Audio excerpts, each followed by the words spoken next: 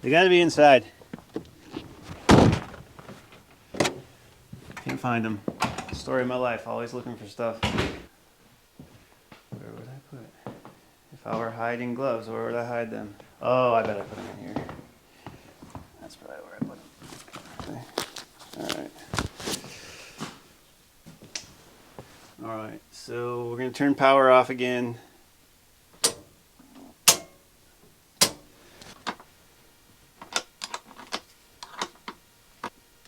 So we've got one of these is for the shunt, the current measuring device, and one of them is for the temperature sensing device. So we're disconnected both of those. And now we'll just pull this. I don't need that on there either. So I don't know if I can pull that thing out. Oh, there goes our battery vent. I don't need that anymore anyway. It's kind of nice not to have to mess with that.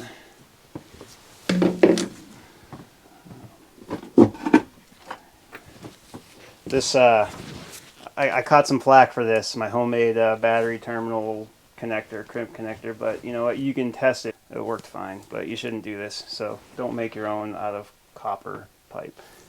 So we're going to pull this thing off.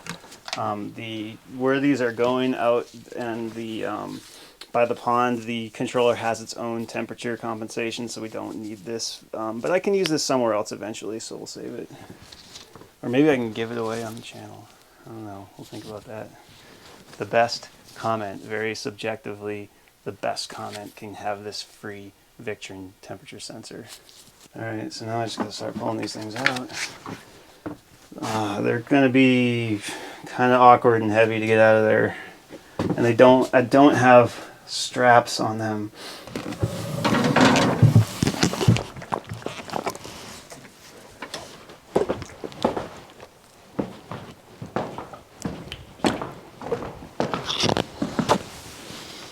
So this is kind of cool, but 4 of these batteries has less usable power than one of those lithium ferrous phosphate batteries. That's just kind of wild to me.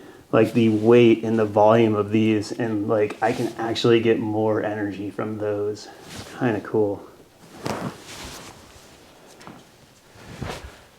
Man, I need like a break here. Back hurts. All right, so I want to get these things topped off with distilled water. I just use what you can buy at like the grocery store. It's like $1 a gallon. So I want to get them filled up before I put them out there, just because it's easier to do it now. So it helps if you have a funnel, which I don't, but we'll get it in there. They're actually not that empty. There's like a little plastic thing in there that's like how high you fill them. All these cells look to be about the same level, so that's a good sign. Pretty consistent. Whoa, big miss.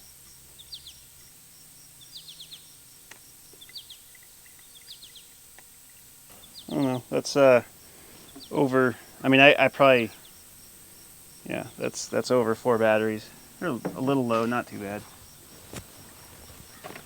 You just don't want them to the point where the plates are exposed. That would be bad, but they were nowhere near that.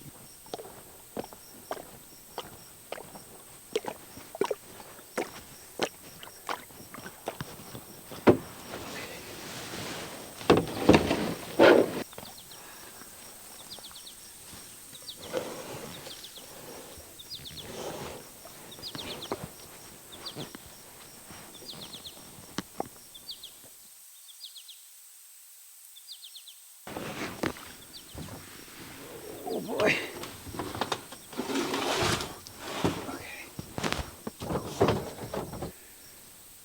Alright, so I've got my batteries from the house outside here. I want to hook these up, and then I want to hook them up to this solar power system. This is basically a miniature version of what's in the house. It's the same thing, it's just smaller and cheaper.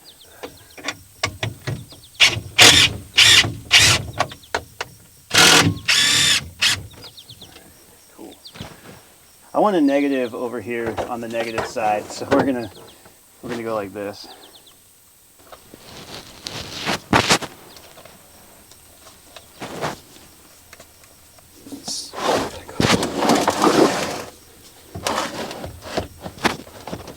So we're just going negative to positive, connecting these in series, which increases the voltage. So each of these is 6 volts. When we connect them all in series, we have 24 volts.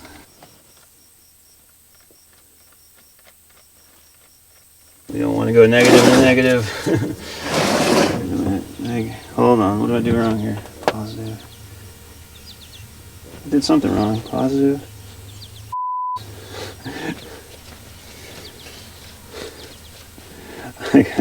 I got parallel negative. Oh man, we gotta do this over. I went positive to positive. Nothing blew up. Cool. All right.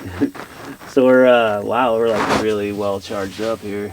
So I got this little LED light in here. So if I ever come here at night and I need to do something, I wired that in there. I wired a PWM controller. So this is a DC motor controller, and it basically like will let me run one of the pumps either faster or slower. Like say the solar is just not generating enough power, and I want to use less, I can use that to turn down the pump. I got a fuse block here, so I can circuit protect everything, so both pumps will run off of this fuse block. Got a voltage meter, so I can know if I'm at a net charge or if I'm at a net discharge. I've got a shunt here. Same as inside. I got a positive bus bar, negative bus bar. Charge controller basically gives the batteries the voltage and the amperage that they need. And then I've got circuit protection. So this is just protecting all these wires that connect stuff. These are just making sure that nothing gets overloaded and catches fire. My knees hurt. So the next thing to do is run some wires from the solar panels over to this charge controller.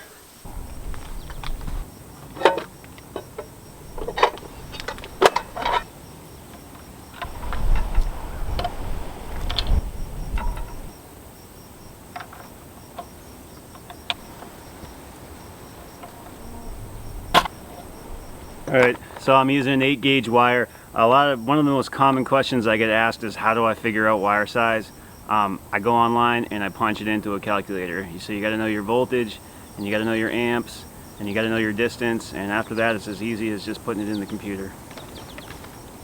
Well, I got a 1 inch and I got an 1.5 inches. I don't have an 1 1/4 or an 1 1/8. I can't tell you how many times I've needed those sizes. I keep forgetting to buy them. You always don't have the one you need, but we'll make it happen.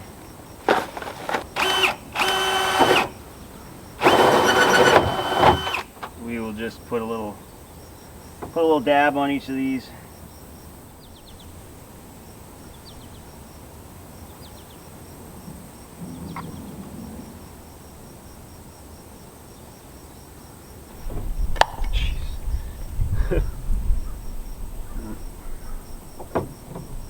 We know that it won't hold the silicone alone. That's better. Right. There we go.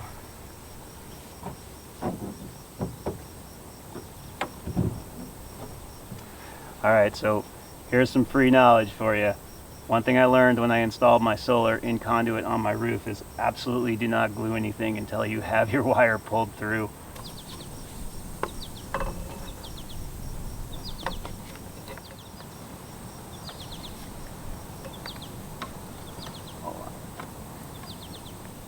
I bought exactly enough Schedule 40. That was completely by accident, but sometimes things just work out. So this is the big picture. It's going from the panels over here over to the power shed.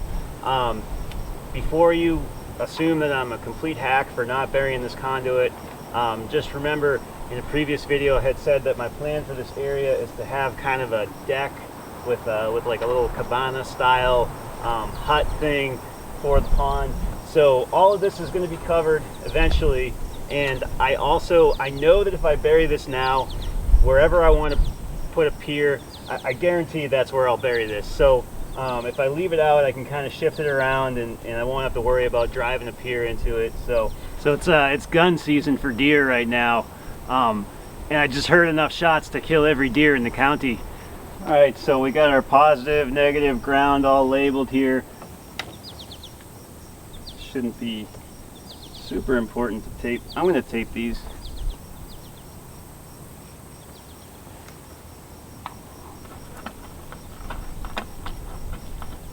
All right, so we got that pulled. That was surprisingly painless. A couple times that I had to disconnect it to get it to move through, but we got it all through, so we'll go up and in, and we'll almost be done.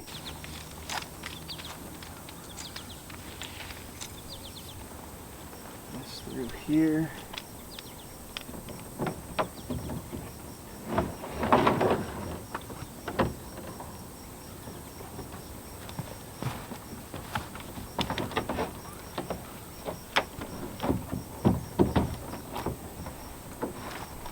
Put this through here.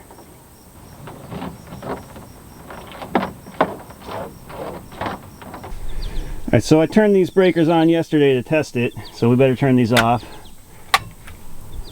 And it looks like these are safely off as well.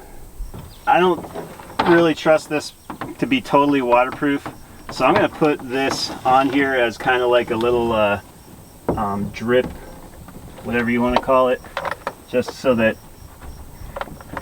you know, if any water gets in here, it'll just kind of go down.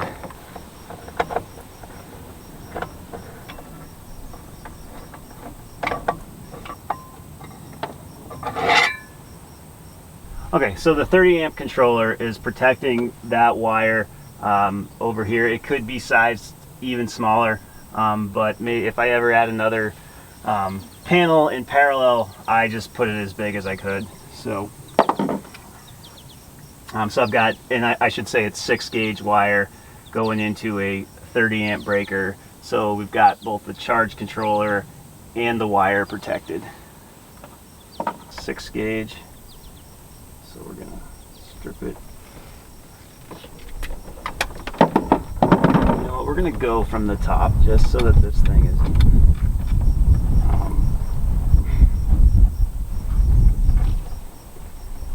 just so it's not on top of some of this stuff. So I've said this before, but these are labeled plus, minus. That's input, that's the direction of the current flow. So input, output.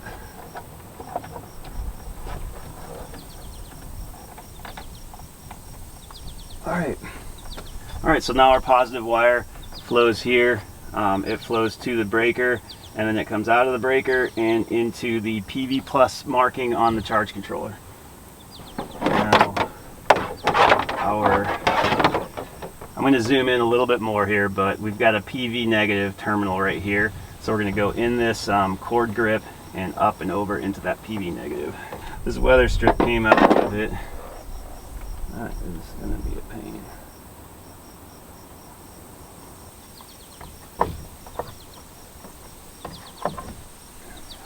So this is a Nemo waterproof enclosure. This is a really good thing to have in this application. Let's put this back on.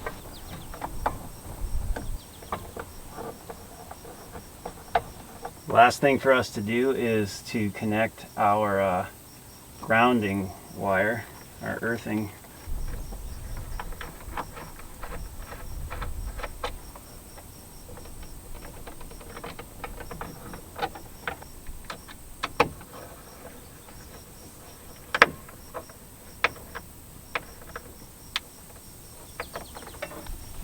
Just do a little wire management here. I got some zip ties just to clean this up a little bit.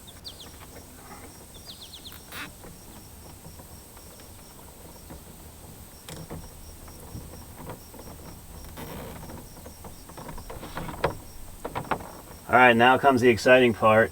So we're going to turn everything on. The order of commissioning can matter for some charge controllers. I'm not sure if it does or not for this, but you always want to turn on the battery first before the solar, because in some cases these things need a place to put the power. You can damage them. I don't think that's the case with this one because it's a really high quality controller.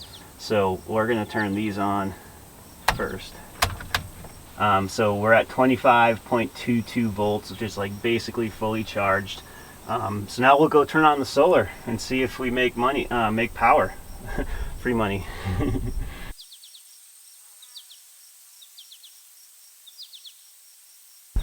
All right, let's turn these on. And let's head over and turn on the main breakers. This is pretty exciting.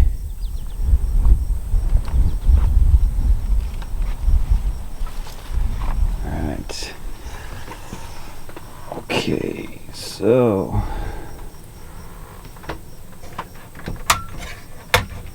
pretty soon we should see that charge controller start to blink.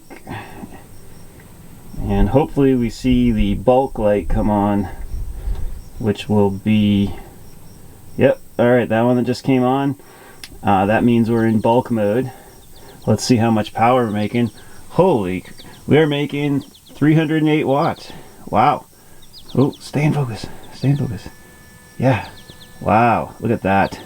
Sweet. Yeah, that is like pretty exciting. So 400 watts.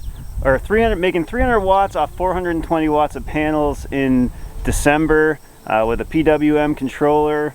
That's pretty cool. We're doing pretty well. That is, if I can get output like that all the time, we will definitely be able to do what we want to do out here. All right, you know what? Let's go get one of the bubble pumps and test that out and see how it runs. All right, so this is my air pump. I call it bubble pump. It's going to be an airlift pump. I don't remember much about it. I bought it a while back. I will look it up and put affiliate links in the description. I have no idea if it's good or bad, so you might not want to go out and buy it yet, but I'll put them there anyway. Let's put it closer. Actually, let's pull a fuse here.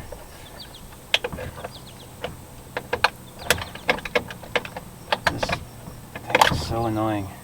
All right, which one goes to this? This one here. Okay, so I'm gonna pull that positive. Okay, this is our positive.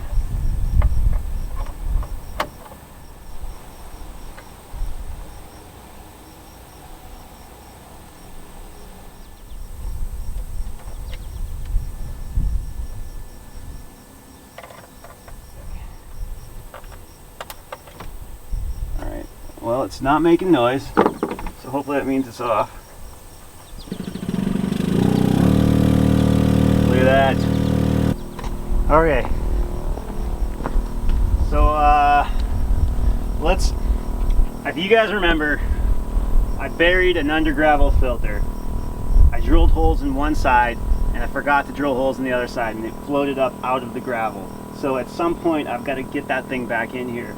But this is a good opportunity to demonstrate how these airlift pumps work. They're on YouTube, you can find them, but we'll just do this right now so you can see.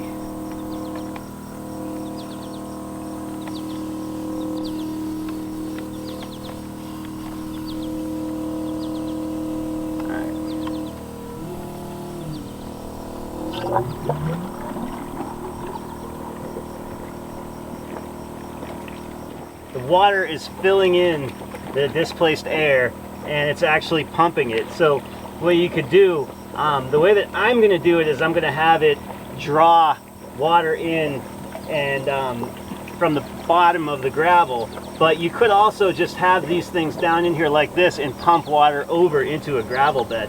And if at some point I need more filtration, that's maybe what I'll do. I had to reduce the line size because my hose wasn't long enough. So like this thing, to get it like really close to the water level, works really well. And you see the water rushing out of there. So I had to reduce the line size. So this thing really can work a lot better, but I couldn't reach. But this is a good demonstration. So that's kind of cool how these airlift pumps work. And there's even advanced airlift pumps that are engineered a little bit better than this simple one, so you can do that. But you know, that's the general theory.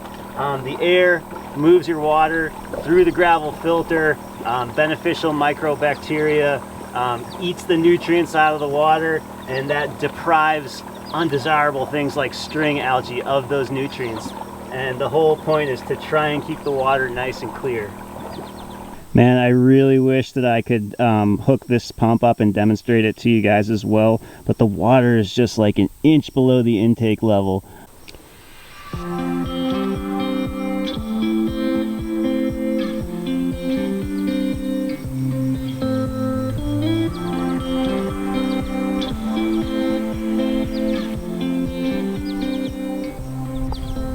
Man, I can't say how excited I am to be at this point.